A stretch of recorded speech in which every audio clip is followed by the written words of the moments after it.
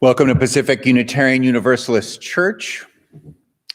This is our Martin Luther King themed celebration. I have a few announcements first. We're going to also hear in a minute from Frank Adams and Kelly Kinsman. We're going to talk about CASA, work with the Los Angeles foster kids system, and also with our Black Lives, white people with Black Lives connections. So it's a chance to hear about ways that we're attempting to engage the world. Upcoming this week, we have Seekers coming up on Wednesday. It's also a chance for the Senior Covenant Group is going to meet on Tuesday. We've got a lot going on, actually. A few things headed our way are, let's not forget about the Black and White concert. That's going to be on February 13th in the evening at 7 o'clock. We're going to encourage people to wear black and white as if they were coming here, make it as non-virtual as possible, and have a collection of our own talent on Zoom and people that we've had in our gatherings. We have a successful adult ed program with about 25 people regarding purpose, led by Mary Ann Stein on Saturday mornings. That's going well. That's going to be followed up, and this is an outreach to anyone who works in the space program or has a particular kind of professional interest in that. We're going to gather folks together on February 13th and film a conversation about the many people that are active in explorations of space science. We're going to have Naresh, George Stein, I believe John Einhorn's going to be here. We might drag in some of our senior folks who've worked in the industry in years before. So that's kind of exciting. We're also headed towards the what was the fall or winter financial review, which is a place we also vote on our auditors, and that is going to be on Sunday, January 23rd, 2 weeks from now at 3 o'clock. So we're going to need folks to come in on that. There's no terribly binding issues. We're going to take a look at the budget and sort of where we're at as we head towards the pledge drive. Kind of an important sort of early conversation in a challenging year, but we do need people to come in because we do need to get a quorum, and we normally have people physically present at church, so it's a lot easier normally. My Zoom call at 9 o'clock in the morning with the kids is still alive and well, and there's an 11 o'clock Tuesday call that's open to anyone who wishes to be a part of it, and a 3 p.m. Wednesday Zoom call for anyone who wishes to be a part of that either. So if anybody has a particular skill or talent that they'd like to bring to us in an adult ed format, we're going to try to flesh out those Saturday mornings in a regular pattern. So under the rubric of what do you know, we're going to invite folks to come forward and sort of, we're going to vet them, but we're going to teach people, fill out some of these Saturday mornings with particular interesting things for folks. So we have a lot of talent in our congregation. And if you have anything that you'd like to share, please connect with me or Mary Ann Stein regarding that. I think that's our run through of news. I'd like to invite up Frank Adams, who's going to share with us stories about, or his own personal experiences engaging with CASA, with the idea that many of us might join in. Thank you, Frank. Thank you, Reverend Steve. It seems particularly appropriate to talk about CASA today. Microphone? Yeah. Thank you, Reverend Steve. It seems particularly appropriate to talk about CASA today, as it provides the opportunity for service that fits well with the work of Dr. King and our own growing commitment to social justice and racial justice. There are more than 30,000 children in the CASA program, in the foster care system, and 1,000 CASA volunteers to serve them. 90% of those children are children of color. All have experienced the trauma of being removed from their homes, and have faced a rotating cast of lawyers, judges, teachers, therapists throughout their time in the system. They likely have lived in multiple homes during that time. The experiences of the young man that I've been dealing with for the last couple of years is very typical, unfortunately. He was removed from his home at the age of 4, and in the last 13 years in the system, he has lived in 10 different homes. He's had, just in the last 2 years, 4 different lawyers, 5 different social workers, 3 different therapists, and we're now on his 4th high school. The primary job of a CASA in that situation is to be the one constant present in the child's life, to be a familiar face while everything around them is spinning around, to be an advocate, an informed advocate that knows the child and the child's history to help facilitate those that are taking care of him. There are challenges to the job, but it's a very beneficial job to the child and a very personally rewarding job. There currently are 1,000 CASA volunteers for 30,000 children. And this moment requires that we need new volunteers more than ever.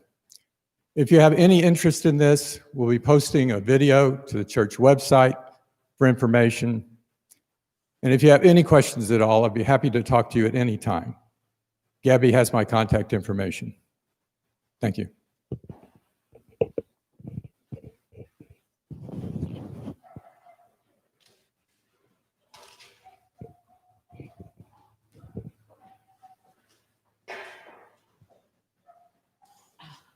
Hi, I've been attending both Black Lives Matter and White People for Black Lives meetings on, they're on Zoom or on Facebook Live. Black Lives Matter meets, I believe, the second Sunday of every month at 7 o'clock on Facebook Live. Everyone is invited except law enforcement and reporting media. So I would encourage you to check it out. They discuss the work they do in affecting policy change, policing changes, community safety, education, and they do really good work. One of the groups that reports to Black Lives Matter is White People for Black Lives. And their focus is providing space for white people to educate themselves about anti-racism and their racist behavior and to affect change in that way. It's not an easy meeting. It's not an easy concept. And I think we go, one of the questions that we answer and what bothered me most is what keeps you invested in the fight and to develop your own personal stake in anti-racism and why you stay. There's a general meeting today at 11 o'clock on Zoom, and they ask that you attend a new member orientation meeting before, where you find out all of the areas in which they work. Again, education, commitment to the anti-racist ideal, and dismantling white supremacy. Thank you.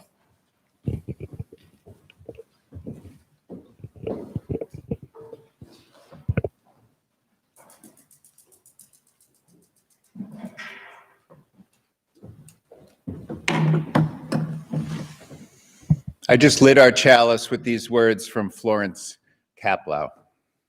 As we kindle this flame, we honor and remember those who've passed into the mystery, including Dr. King. Their brightness lives on in our vision. Their courage lives on in our commitments, and their love continues to bless the world through us. I'd like to thank Kelly and Frank for following through with the principles that we teach in this church and being active and engaged in the world in a constructive way and to pull us that way. Please consider being involved. As we always say at the end of the service, it is now when it truly begins, our service that is. I encourage you to think about being involved in some constructive way with and for us.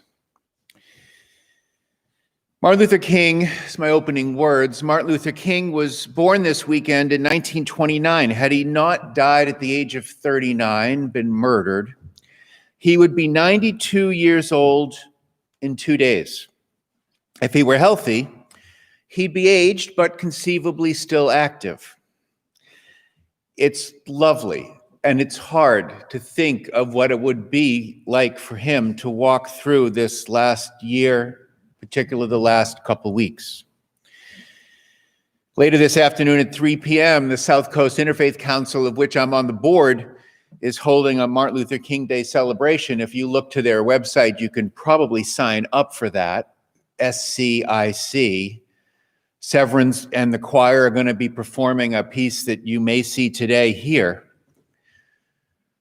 It's designed to look forward, and I designed my service with the idea of what it would be like if King could be here today to look forward from this moment. That is the service.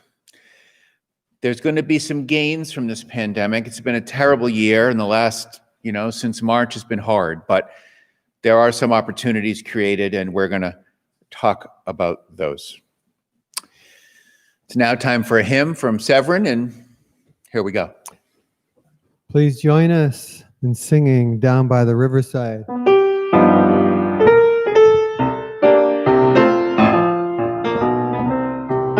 gonna lay down my burden down by the riverside, down by the riverside, down by the riverside. I'm gonna lay down my burden down by the riverside.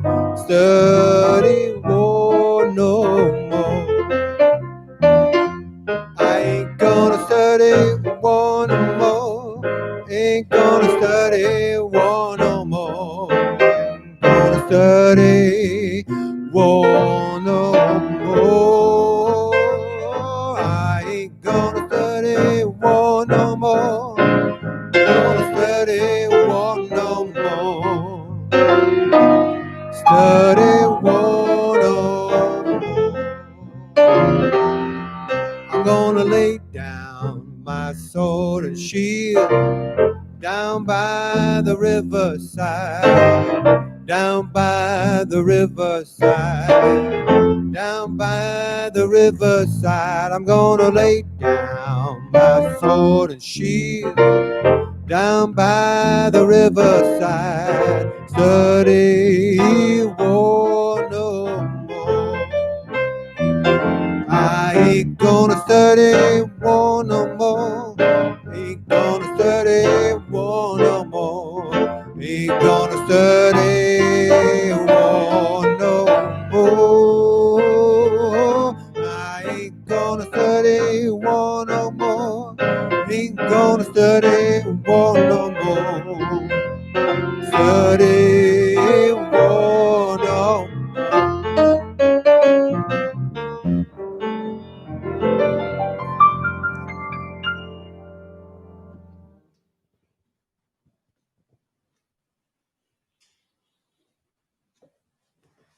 And now our prayer. This is a prayer for these times by Kenneth Longer. Let me find peace within, so that I may be calm throughout. Let me find silence within, so that I might find compassion throughout. Let me be reminded that some things are worth waiting for. Let me be reminded that the journey is more important than reaching the destination. Let me see that the non-doing is as much a part of life as the doing. Let me be reminded that it is in these moments of holding on that I can find quietude and renewal. It is within these times of inaction that I can find rest. It is in these times of emptiness that I can become full.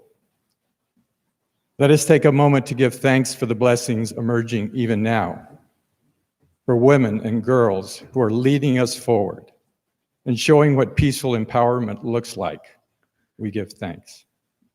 For journalists and scientists, attorneys and public servants, and so many others who are offering the truth and wisdom in a time of need, we give thanks. For ordinary people, including you and me, who are rising to the occasion and bringing the best that is in us as best we can, we give thanks. We close with a few more breaths in silence.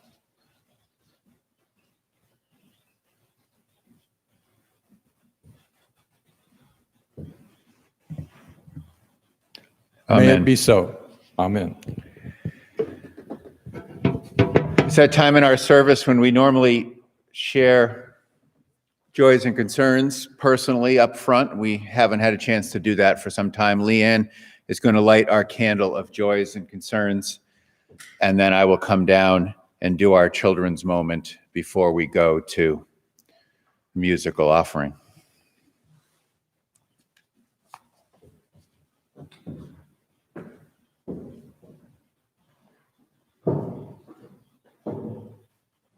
I have a challenging question for all our kids.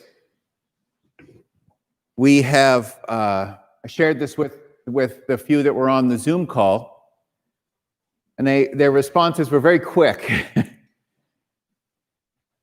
We have, over the last, 6 weeks or so, had a homeless man who comes and sleeps here at church fairly frequently, not always. He sleeps on the bench right in front of the office that many of you are familiar with, that has, tablecloths and such on it, the low bench. I don't want to mention his name, we'll call him Dave. Dave's like many homeless people you see around. He's a little dirty. His stories don't always necessarily link up or are very concise. He seems pretty sweet. I think it's fairly clear to say that his brain doesn't work like everybody else's. And we're concerned about him for a number of reasons. We're concerned about his well-being, and no one here wishes him harm. I want you to hear that, kids. We also are concerned about what he might do. He's a little more unpredictable, we think, than most people would be. And it's a little uncomfortable to have someone here at night. Nobody's making any enemy of those who don't believe he should be here, and I've been asked to ask him to leave, which I have done and I'm prepared to do. But we're trying to come up with some options for what he might be able to do other than sleep outside. So we've decided that it's a little bit too risky for him to be around, particularly because we have a preschool here. Sometimes I've given him food, I've given him some money, I gave him a new pair of shoes not too long ago. The truth is, right or wrong, it would be easier if he just went away. That's one of the moral questions we have in our lives all the time, is that it's easier to just turn away. It's easier to turn away from kids who don't have active, good parents in their lives. So if you're sitting there with your parents, the church number is easy enough to find. I want you to call, leave me a message with what you think we should do about this homeless man that's been sleeping on our property. I'm seeking your advice. You can consult with your parents. You can think about it with your siblings or anyone around you, and you can give me some advice that I will take in as we deal with a morally uncomfortable problem that we wish to do well, since it's right in front of us and not very theoretical or abstract, very real. So we take that challenging question to prayer and invite Severin and our favorite bass player to take us into a moment of stillness.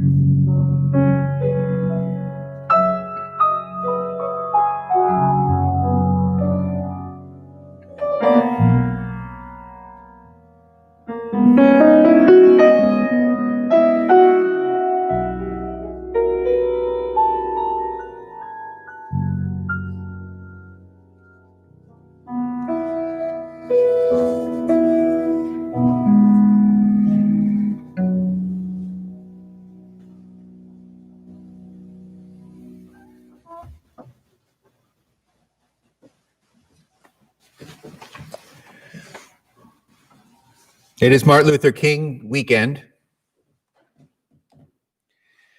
following perhaps the most loaded and political year of racial reckoning since his death in 1968. Although there are infinitely more black and brown voices in the media today than there were in King's time, it is hard, like I said in the introduction, not to have the namesake of racial civil justice to speak to the events of the past year.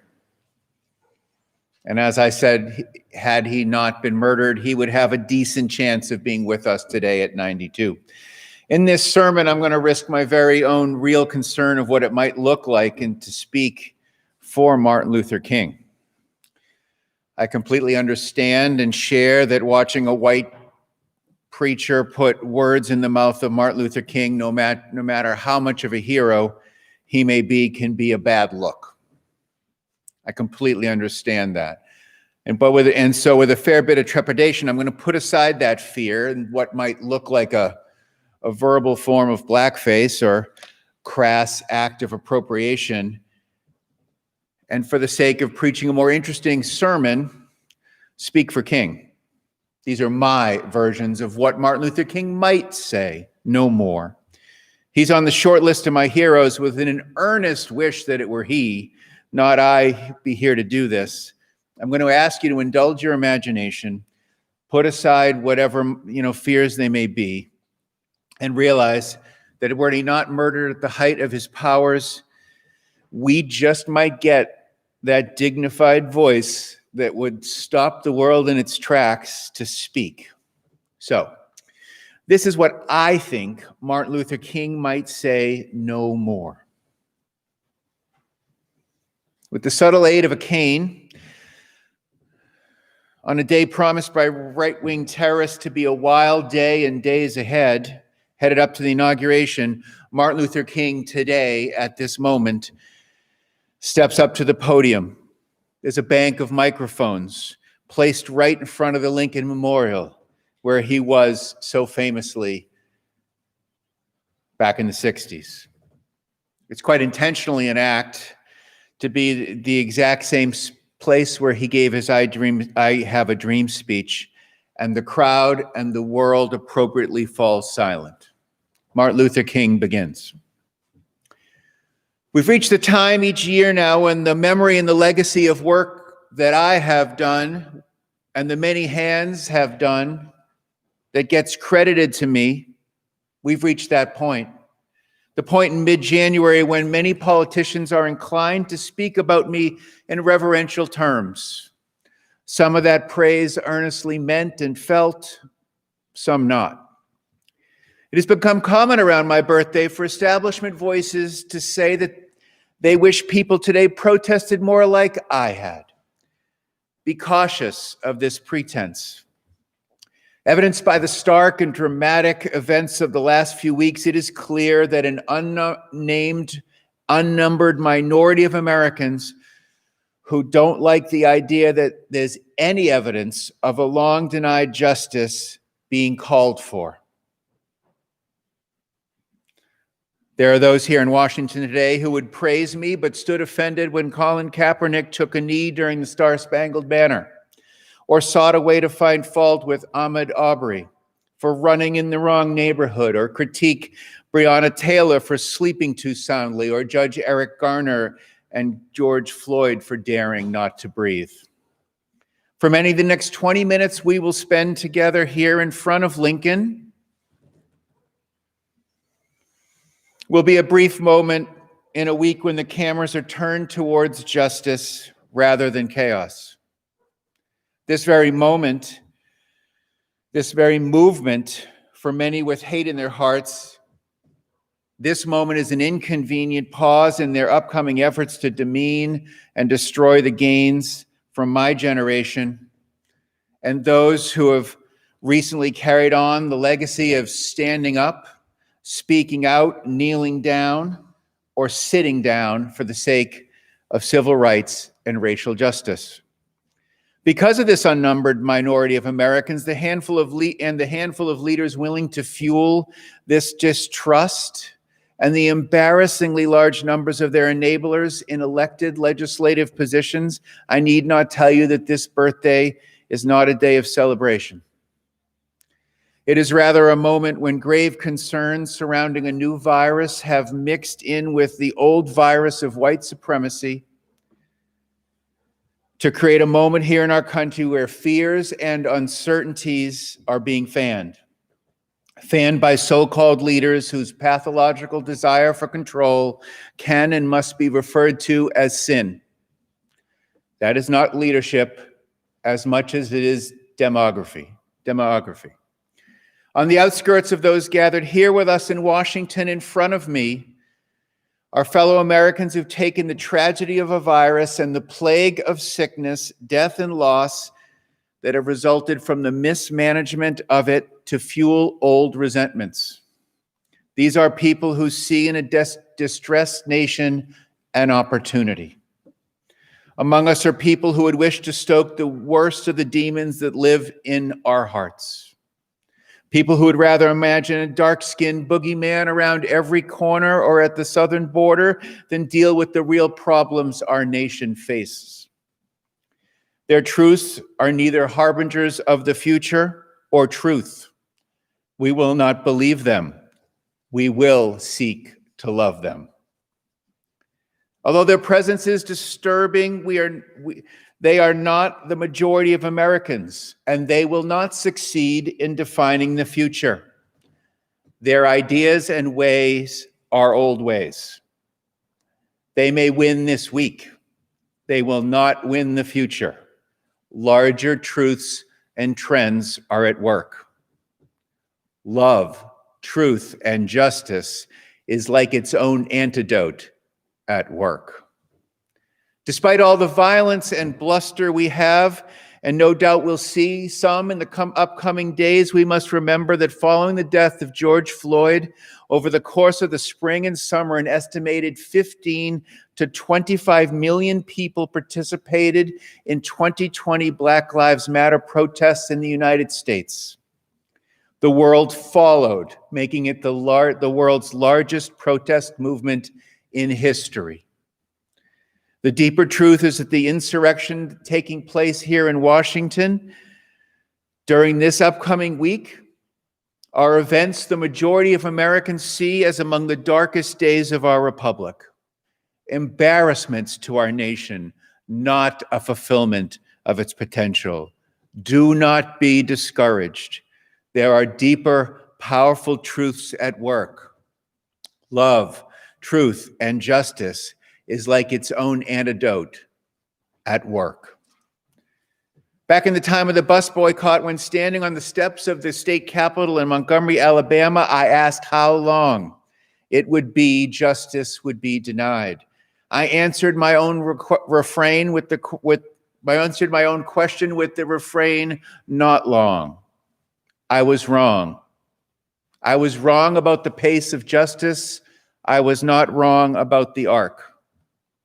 58 years ago in August, on this very spot that I stand here today, when our nation was only 3/5 the size of ours today, we had 250,000 people gathered. 8 times the numbers that gathered to watch our outgoing president knowingly falsely complain about a stolen election. At that time, I stood on the steps of the Washington Monument and spoke about my dream about what America could be. In that speech we now see in grainy black and white, I challenged the vision America had of itself. I called out the promise America had to its people that life, liberty, and the pursuit of happiness would be available, but was not fulfilled. I had said many Americans, in particular my fellow Negroes, they had a promissory note that came back insufficient funds. Although Negro is a word no longer in custom, the desire to limit those the Constitution speaks to still is. This pandemic has been like a medical test, a CAT scan, or an X-ray that has revealed in stark relief some of America's most broken places. 2020 was a year that laid bare what was hidden. The challenges of homeschooling our kids laid bare anew the value of teachers. 2020 was the year in which the regular day-to-day tragedy of targeted police Racialized violence was laid bare by the simple smartphones we hold in our pockets. 2020 was not only a year of racial reckoning, it was a year that laid bare the value of community and our need for one another. The pandemic brought a chance for the earth to catch its breath as well, bringing us the statistically cleanest skies we have known in our lifetimes and dolphins for a few moments to the canals of both Venice, Italy, and Venice Beach, California. COVID-19 is not only a virus, it is a symptom of our lack of cooperation, an expression of our willingness to put the most vulnerable at risk, and a symptom of our unwillingness to heed the hard truths of science, and with it, the truth that we all share a fate. When I was being held in the Birmingham jail, I wrote that we are all trapped in an inescapable network of mutuality, tied together in a single garment of destiny. I say to all you standing before me and all those around the globe watching on all the new devices available to connect us, that we will not be whole and well as long as we fail to heed the warnings called forth by this year. The most unlikely of messengers, a virus, offered to us a reminder of truths long ignored. It is our job to heed that call. America and the world must not fail to observe the obvious connections between us, from our immune systems to our healthcare systems to the very air we breathe. How long will it be before we realize that people who do what we now call frontline work in our society should not do so without health insurance, or frequently be found standing in food pantry lines on their off hours? How long will it be before America rejects the idea that we can't afford to support working people while the fortunes of billionaires grow? Back in my time, in the 50s and 60s, I spoke about inequality, about there being two Americas. Little did I know that would be the lowest point of inequality in any of our lifetimes. How could I have known it would get worse? Today, however, the challenge of inequality is not so much who can sit at a lunch counter, but today expresses itself uniquely in who can work safely at home. In this time, we must not be satisfied by a world that puts the hardest working people in our country, largely Black and brown people, on the front lines without insurance. How long will it be before we are a nation willing to write checks to billionaire corporations, but not the political will to have a conversation about reparations? If we want to be the beacon to the world we imagine ourselves, that time will be short. The shocks of 2020 have created an opportunity, a dark time, a poignant time, but a time where seeds of change can flourish. We must use this moment. It is now time for America to step out of the quicksand of racial injustice that we've never escaped and to the bright light of its best promises. As many of you in the Black Lives Matter movement that inherited the legacy and the work of my generation have instinctively known, we must take this time when the routines of our lives are interrupted to collectively be born anew. It was true in the time of the Hebrew prophets as it is today. Poignant times of transformation have with them a prophetic imperative. People are more open to habitual changes in times of upheaval. The neocons have known this, swooping in after natural and man-made disasters to implement austere rules about capitalism all around the world. I said so many years ago, it is always the right time to do the right thing. However, some moments are more fertile than others. So as vaccines get distributed, what we retain as normal when normal returns will be in our hands. A time ripe for change, a time full of chaos promises us. Will we let the potential of a new future slip through our fingers? Or will we remember the great Buddhist truth that lotuses only bloom in the mud?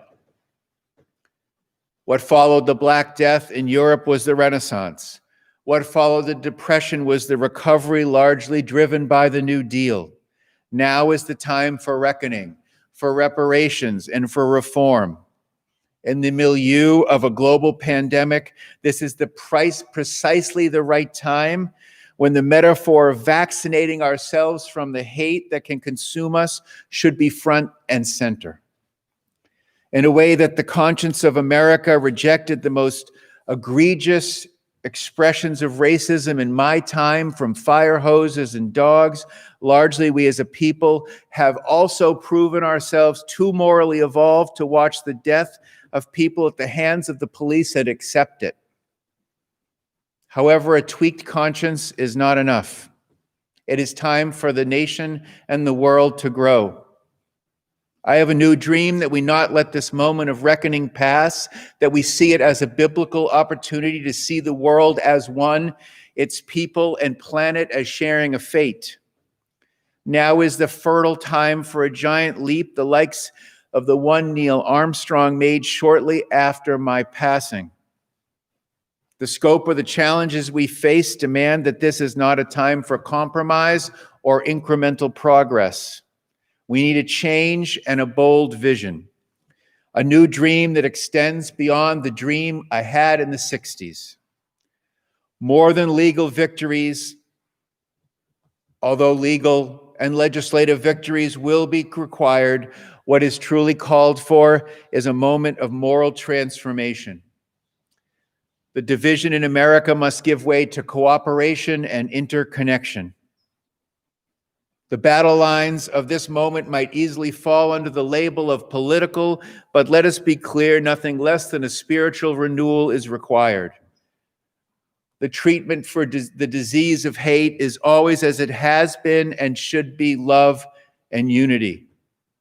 This is the same change that was called for by the prophets like Isaiah, Amos, and Jeremiah. Let us create a tomorrow that makes the history of the destructive actions at the Capitol building and the lack of cooperation and preparation for a pandemic as nothing less than the death rattle of an old way of being. Martin Luther King pauses for a moment and steps back from the podium. There is silence. Please enjoy Severin's offertory and consider making a donation to this institution or any institution working to keep Martin Luther King's vision and work alive.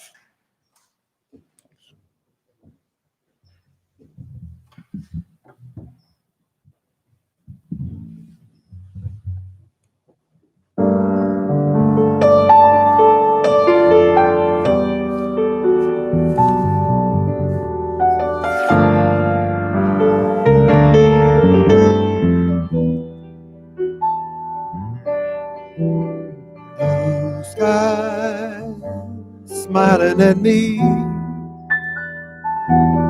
nothing but blue sky do I see. Bluebird singing a song, nothing but bluebirds all day long. Never saw the sun shining so bright, never saw things going so right. Noticing the day hurrying by, when you're in love, my, how they fly.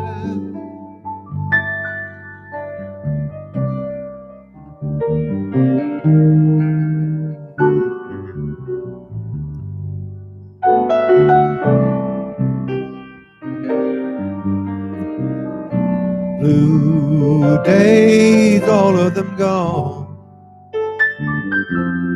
nothing but blue skies from now on.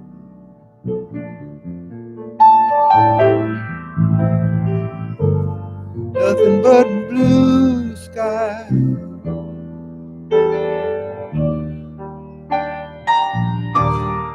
From now on.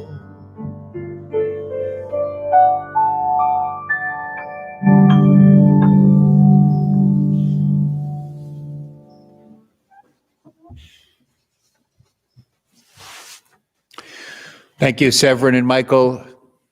Gary and Leanne are going to come share our closing words with us.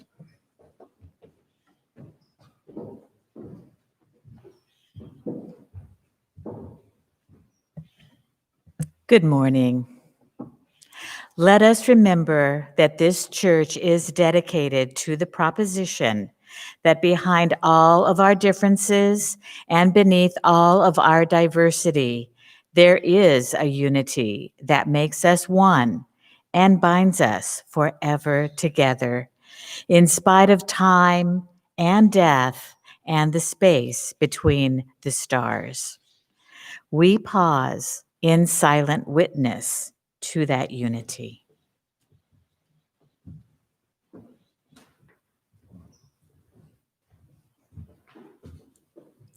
May the blessing of love be upon you. May love's peace abide with you. May love's presence illuminate your heart, now and forevermore. So be it. Amen. Shalom. Salam. Namaste. Blessed be. And now our service truly begins. Thank you.